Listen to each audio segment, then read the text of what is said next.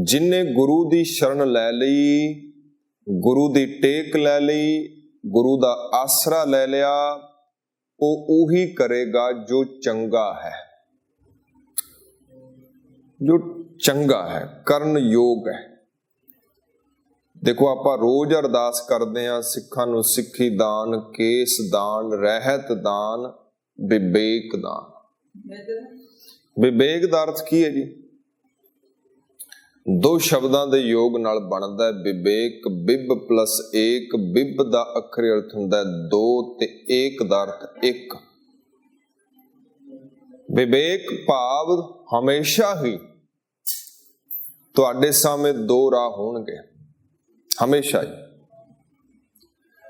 कोई भी काम तुसी करदे हो, किसी प्रकार का भी कार्य करदे हो, तो तुहाडे सामने दो राह ने।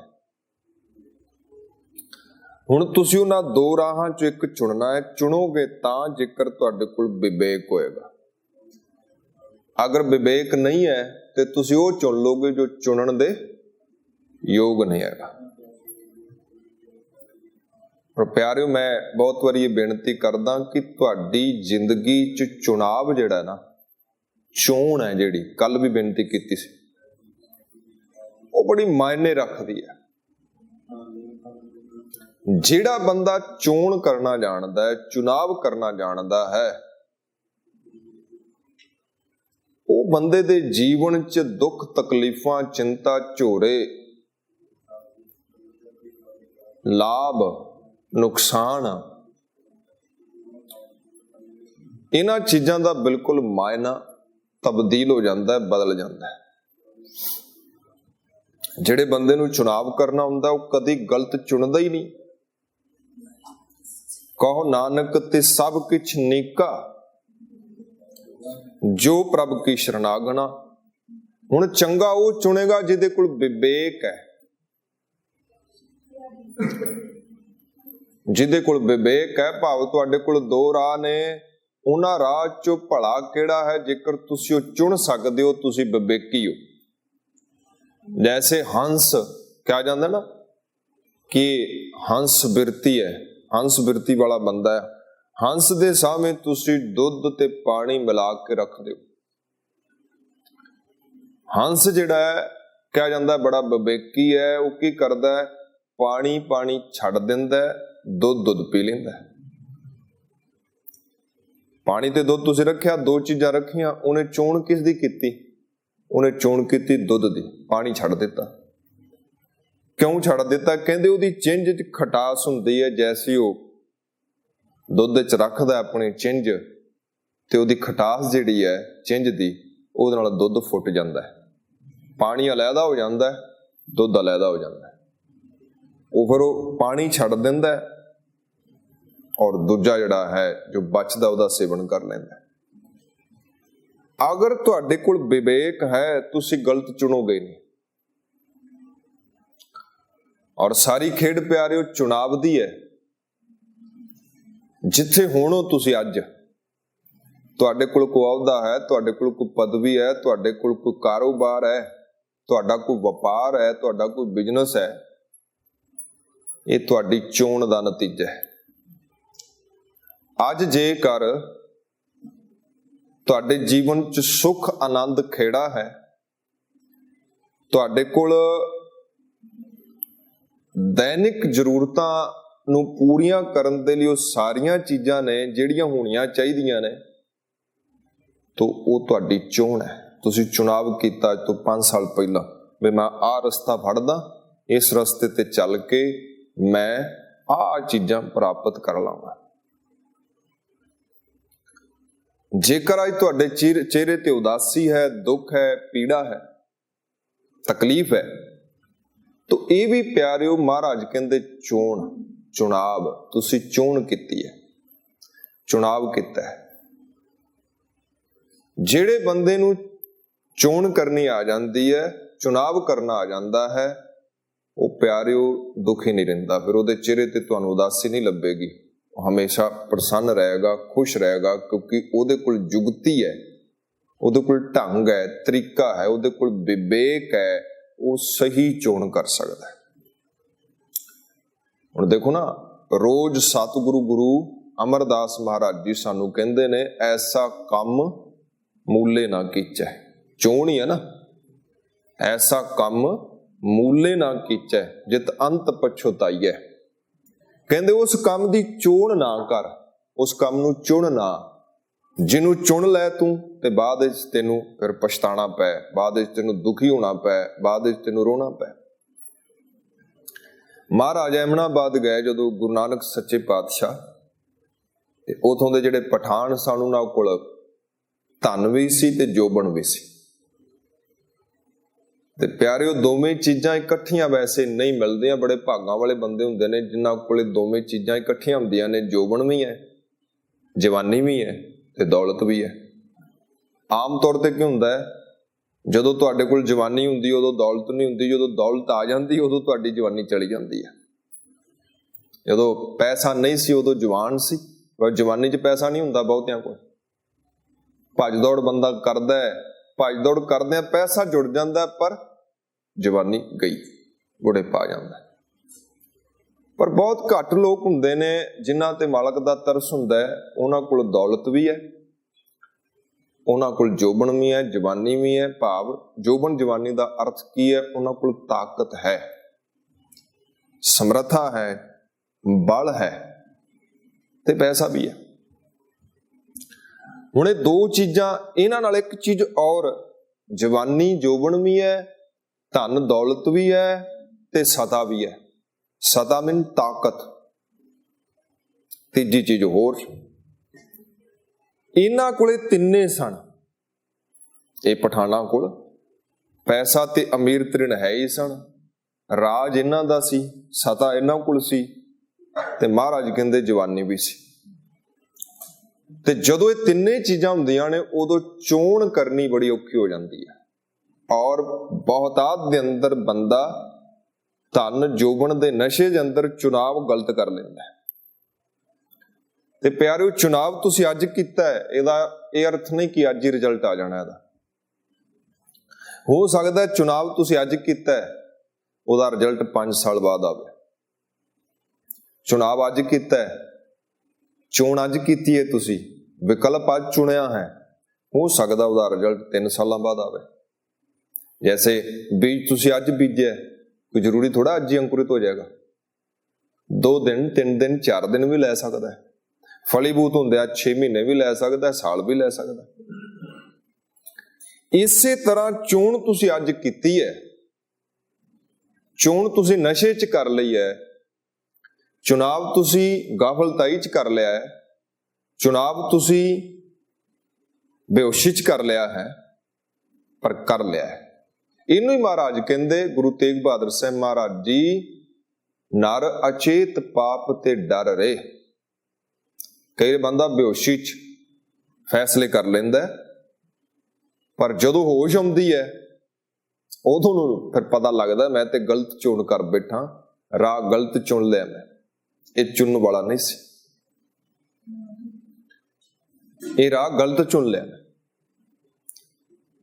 ਪਾਤਸ਼ਾਹ ਜੀ ਕਹਿੰਦੇ ਨੇ, ਸਾਨੂੰ ਸਮਝਾਉਂਦੇ ਨੇ ਕਿ ਜਦੋਂ ਬੰਦਾ ਚੋਣ ਕਰਦਾ, ਜੇਕਰ ਉਹਦੇ ਕੋਲੇ 3 ਚੀਜ਼ਾਂ ਨੇ ਤੇ ਉਹ ਚੁਣਾਵ ਗਲਤ ਕਰੇਗਾ, ਕਿਉਂਕਿ ਮਾਇਆ ਧਾਰੀ ਅਤ ਅੰਨਾ ਬੋਲਾ, ਸ਼ਬਦ ਨਾ ਸੁਣੀ ਬਹੁ ਰੋਲ ਕਚੋਲਾ। ਹਾਲਾਂਕਿ ਨਿਯਮ ਨਹੀਂ ਹੈ, ਚੁਣਾਵ ਸਹੀ ਵੀ ਕਰਦੇ ਨੇ, ਕਿਉਂਕਿ ਭਲਾ ਹੀ ਉਹ ਕਰ ਸਕਦਾ ਜਿਹਦੇ ਕੋਲ ਜੋਬਨ ਹੈ, ਭਲਾ ਹੀ ਉਹ ਕਰ ਸਕਦਾ ਜਿਹਦੇ ਕੋਲ ਪੈਸਾ ਹੈ, ਭਲਾ ਹੀ ਉਹ ਕਰ ਸਕਦਾ ਜਿਹਦੇ ਕੋਲ ਸਤਾ ਹੈ, ਤਾਕਤ ਹੈ, ਜਿਹਦੇ ਹੱਥ 'ਚ ਕਲਮ ਹੈ। ਹੁਣ ਜਿਹੜਾ ਬੰਦਾ ਮੰਨ ਲਓ ਪੈਸਾ ਨਹੀਂ ਉਹਦੇ ਕੋਲ, ਗਰੀਬੀ ਹੈ, ਉਹ ਭਲਾ ਕਰਨਾ ਵੀ ਚਾਹੇਗਾ ਤੇ ਕਿੰਨਾ ਕੁ ਕਰ ਸਕਦਾ ਹੈ। ਬਜ਼ੁਰਗ ਹੋ ਚੁੱਕਾ ਹੈ, ਸਰੀਰਕ ਤੌਰ ਤੇ ਉਹਦੇ ਕੋਲ ਬਲ ਨਹੀਂ ਹੈ, ਕਿੰਨਾ ਕੁ ਦੂਜਿਆਂ ਦਾ ਸਵਾਰ ਸਕਦਾ ਹੈ। ਕੋਈ ਹੱਥ 'ਚ ਤਾਕਤ ਨਹੀਂ, ਕਲਮ ਨਹੀਂ, ਕੋਈ ਤਾਕਤ ਨਹੀਂ, ਕੋਈ ਸਤਾ ਨਹੀਂ, ਸਵਾਰਨਾ ਬੜਾ ਔਖਾ ਹੋ ਜਾਂਦਾ ਹੈ।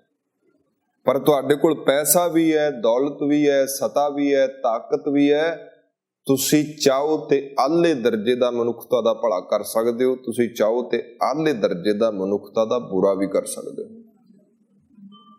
ਬੁਰਾ ਕਰਨ ਵਾਸਤੇ ਵੀ ਇਹ ਚੀਜ਼ਾਂ ਚਾਹੀਦੀਆਂ ਨੇ ਤੇ ਭਲਾ ਕਰਨ ਵਾਸਤੇ ਵੀ ਇਹ ਚੀਜ਼ਾਂ ਚਾਹੀਦੀਆਂ ਨੇ।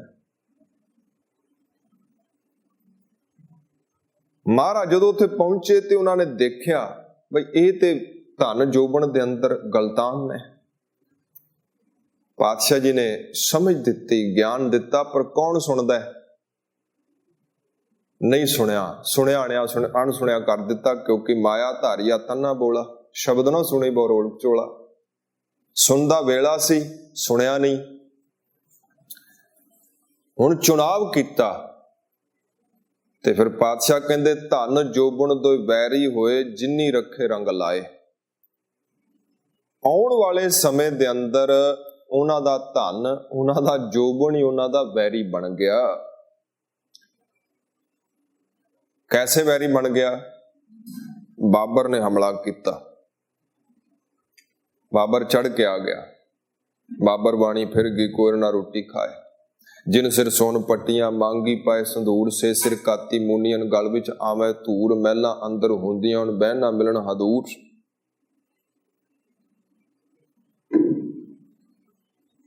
ਜਿਹੜੀ ਤਾਕਤ ਸੀ, ਜਿਹੜਾ ਬਲ ਸੀ, ਜੋ ਸਤਾ ਸੀ, ਜਵਾਨੀ ਸੀ, ਭਲਾ ਕਰ ਸਕਦੇ ਸਨ, ਚੰਗੀ ਚੋਣ ਕਰ ਸਕਦੇ ਸਨ, ਚੰਗੇ ਬੀਜ ਬੀਜ ਸਕਦੇ ਸਨ, ਪਰ ਨਹੀਂ ਬੀਜੇ, ਚੰਗਾ ਚੋਣ ਨਹੀਂ ਕੀਤੀ। ਔਰ ਉਸੇ ਚੁਣਾਵ ਦੇ ਆਧਾਰ ਤੇ ਆਉਣ ਵਾਲਾ ਸਮਾਂ ਜਿਹੜਾ ਹੈ ਉਹਨਾਂ ਦਾ ਦਿੱਕਤਾਂ ਭਰਿਆ ਬਣ ਗਿਆ। ਸਾਡੇ ਜੀਵਨ ਚ ਵੀ ਪਿਆਰਿਓ ਚੁਣਾਵ ਬਹੁਤ ਅਹਿਮੀਅਤ ਰੱਖਦਾ ਹੈ। ਚੰਗੀ ਚੋਣ। ਐਸਾ ਕੰਮ ਮੂਲੇ ਨਾ ਕੀਚੇ ਜੇ ਤੰਤ ਪਛੋਤਾਈਐ। ਉਹ ਚੋਣ ਨਾ ਕਰੋ, ਮਹਾਰਾਜ ਕਹਿੰਦੇ, ਕਿ ਤੁਹਾਨੂੰ ਬਾਅਦ ਦੇ ਅੰਦਰ ਪਛਤਾਣਾ ਪੈ। ਉਹ ਕੰਮ ਮੁੱਢ ਤੋਂ ਹੀ ਛੱਡ ਦਿਓ। ਉਹ ਚੁਣਾਵ ਨਹੀਂ ਕਰਨਾ। ਵਿਵੇਕ ਭਾਵ ਤੁਹਾਡੇ ਸਾਹਮਣੇ ਦੋ ਰਾਹ ਨੇ, ਇੱਕ ਗਲਤ ਵੱਲ ਜਾ ਰਿਹਾ, ਚੰਗੇ ਵੱਲ ਜਾ ਰਿਹਾ। ਤੁਹਾਡੇ ਕੋਲ ਇਤਨੀ ਸਮਰੱਥਾ ਹੋਣੀ ਚਾਹੀਦੀ ਹੈ ਕਿ ਤੁਸੀਂ ਗਲਤ ਛੱਡ ਸਕਦੇ ਹੋ ਤੇ ਚੰਗਾ ਭਲਾ ਚੁਣ ਸਕਦੇ ਹੋ, ਸਹੀ ਚੁਣ ਸਕਦੇ ਹੋ। ਆਹ ਹੈ ਸਹੀ ਚੁਣਾਵ। ਉਹਨੂੰ ਕਹਿੰਦੇ ਵਿਵੇਕੀ ਹੈ। ਇਹਦੇ ਕੋਲ ਗਿਆਨ ਹੈ, ਇਹਦੇ ਕੋਲ ਚੁਣਾਵ ਕਰਨ ਦੀ ਸਮਰੱਥਾ ਹੈ।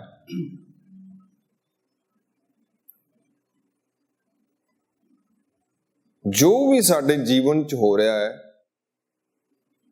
ਅੱਜ, ਉਹ ਸਾਰੇ ਦਾ ਸਾਰਾ ਸਾਡੇ ਪਹਿਲੇ ਕੀਤੇ ਹੋਏ ਚੁਣਾਵਾਂ ਦੇ ਆਧਾਰ ਤੇ ਹੋ ਰਿਹਾ ਨਾ। ਜੋ ਅਸੀਂ ਪਹਿਲਾਂ ਚੋਣ ਕੀਤੀ, ਜੈਸਾ ਚੁਣਾਵ ਕੀਤਾ, ਜਿਹੜੀਆਂ ਚੀਜ਼ਾਂ ਨੂੰ ਅਸੀਂ ਚੁਣਿਆ,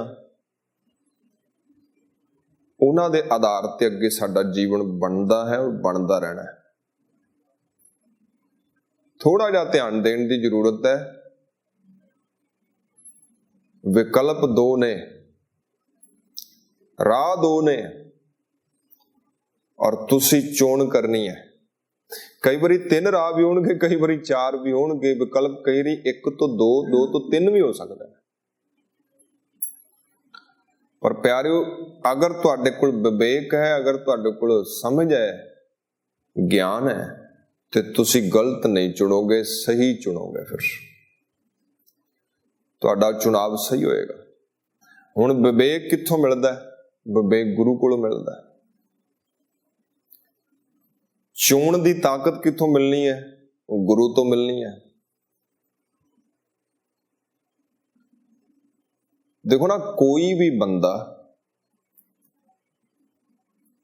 ਬੰਦਾ ਜਿਹੜਾ ਹੈ ਨਾ, ਧੱਕੇ ਨਾਲ ਕੋਈ ਵੀ ਚੀਜ਼ ਤੁਹਾਨੂੰ ਨਹੀਂ ਦੇ ਸਕਦਾ। ਤੁਸੀਂ ਸੁਣਨਾ ਕੀ ਹੈ? ਇਹ ਤੁਹਾਡਾ ਚੁਣਾਵ ਹੈ। ਤੁਸੀਂ ਦੇਖਣਾ ਕੀ ਹੈ? ਇਹ ਤੁਹਾਡਾ ਚੁਣਾਵ ਹੈ। ਇਹ ਉਨਾ ਹੀ ਸੁਖਾਲਾ ਹੈ, ਸ਼ਾਇਦ ਉਸ ਤੋਂ ਵੀ ਜ਼ਿਆਦਾ ਸੁਖਾਲਾ ਹੈ, ਕਿ ਤੁਸੀਂ ਚੁਣਾਵ ਕਰਨਾ ਹੈ ਖਾਣਾ ਕੀ ਹੈ।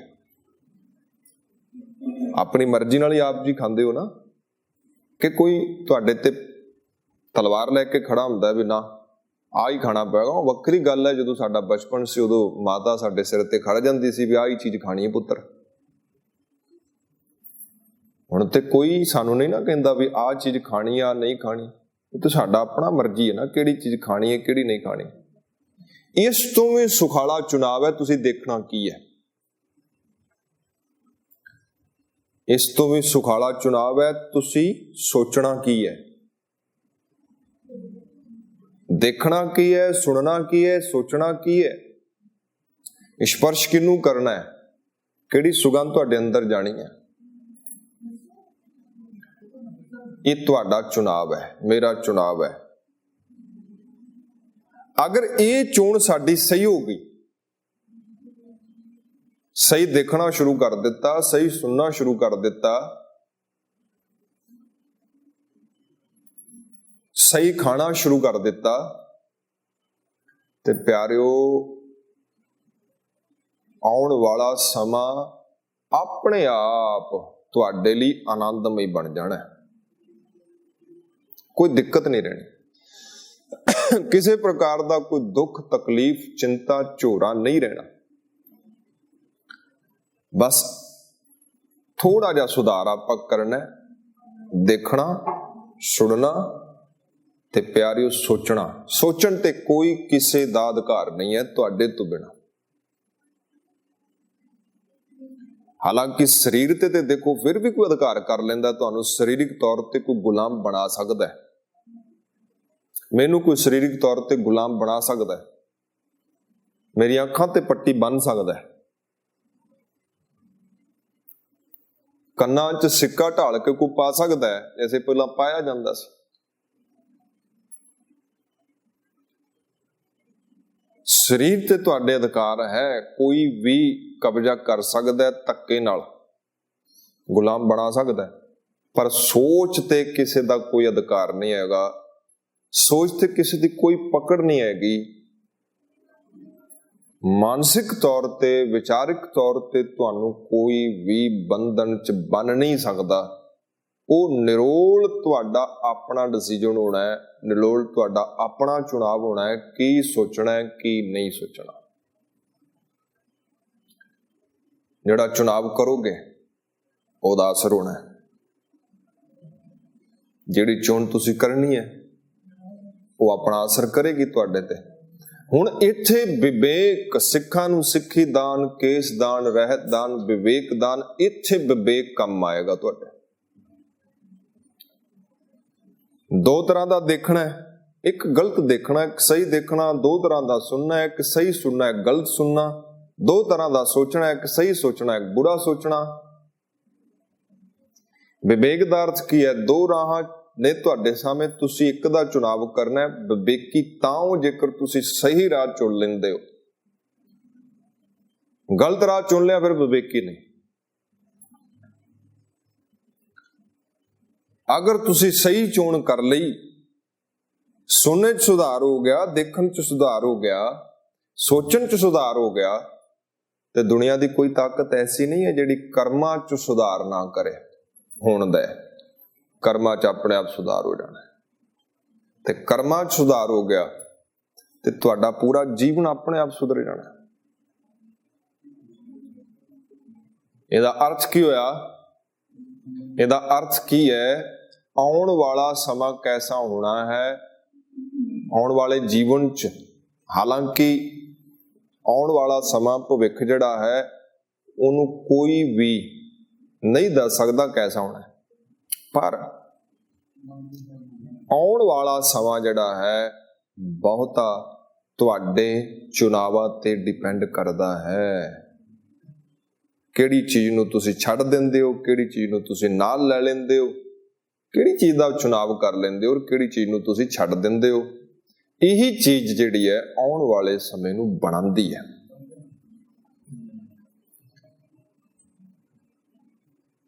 ਹੱਸ ਰਹੇ ਹੋ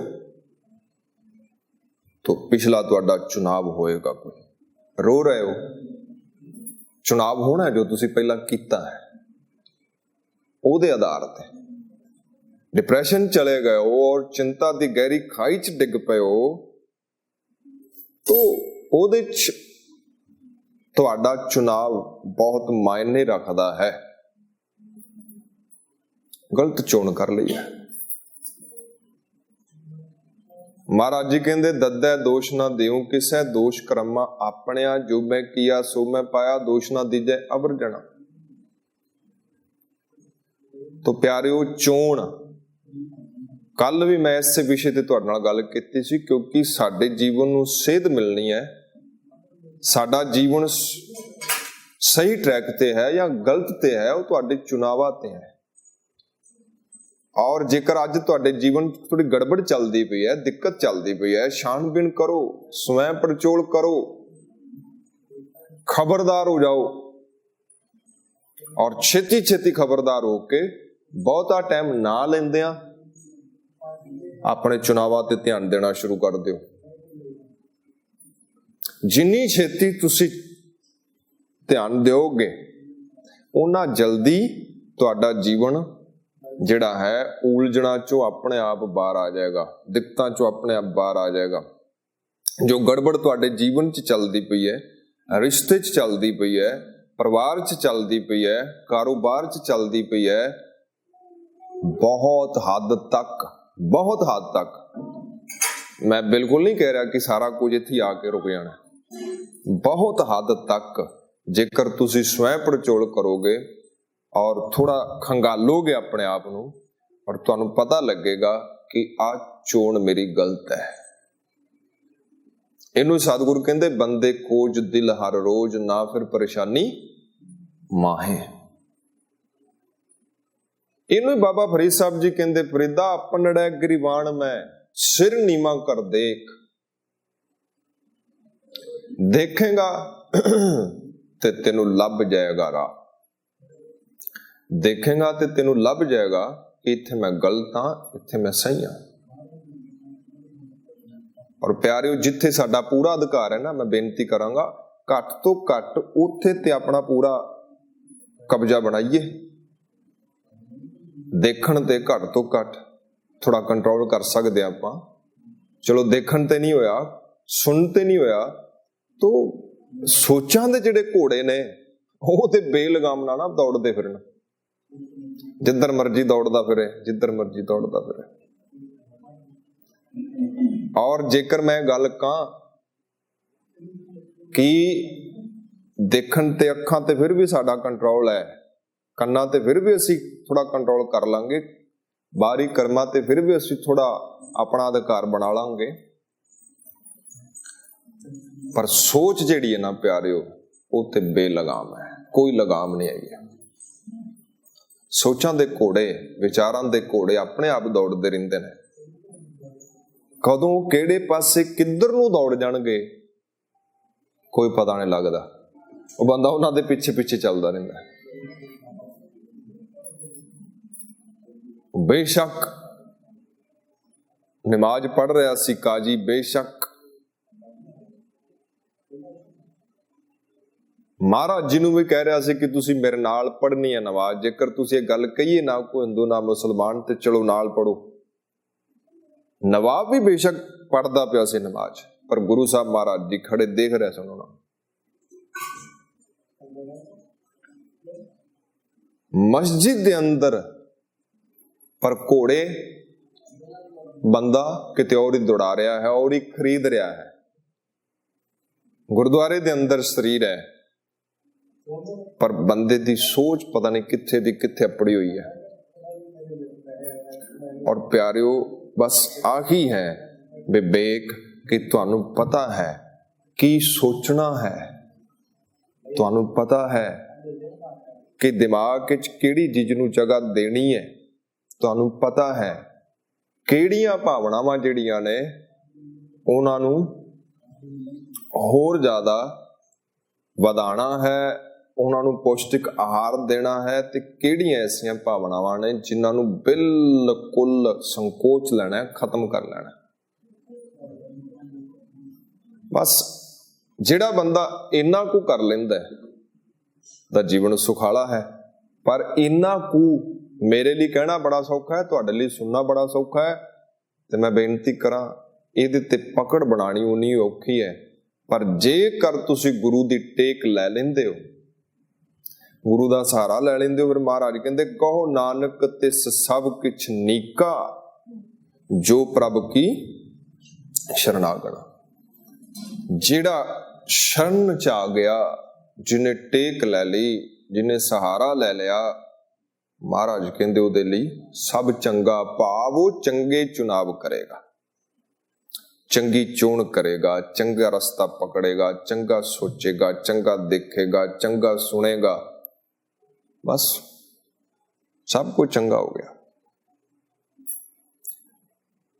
ਕੋਈ ਸੱਜਣ ਕਹਿੰਦੇ ਭਾਈ ਸਾਹਿਬ ਜੀ ਪਤਾ ਨਹੀਂ ਕੀ ਹੈ, ਸਾਡਾ ਕਾਰੋਬਾਰ ਵੀ ਡਾਊਨ ਚੱਲਦਾ ਪਿਆ, ਕੁਝ ਕਰਨ ਨੂੰ ਵੀ ਨਹੀਂ ਮਨ ਕਰਦਾ, ਸਰੀਰ ਵੀ ਡਾਊਨ, ਮਨ ਵੀ ਡਾਵਾਂ ਡੋਲ, ਕੀ ਸੋਚਦੇ ਹੋ ਤੁਸੀਂ?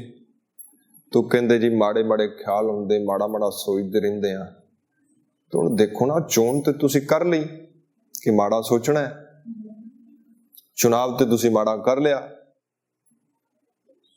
ਗੁਰੂ ਕਾ ਸਿੱਖ ਪਿਆਰਿਓ 3 ਵਕਤ ਅਰਦਾਸ ਕਰਦਾ, ਔਰ ਤਿੰਨੇ ਵਕਤ ਕਹਿੰਦਾ ਨਾਨਕ ਨਾਮ ਚੜ੍ਹਦੀ ਕਲਾ, ਤੇਰੇ ਭਾਣੇ ਸਰਬੱਤ ਦਾ ਭਲਾ।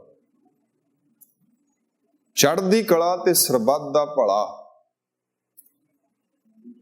ਇਹ ਸਮਝੋ ਚਮਤਕਾਰ ਹੈ।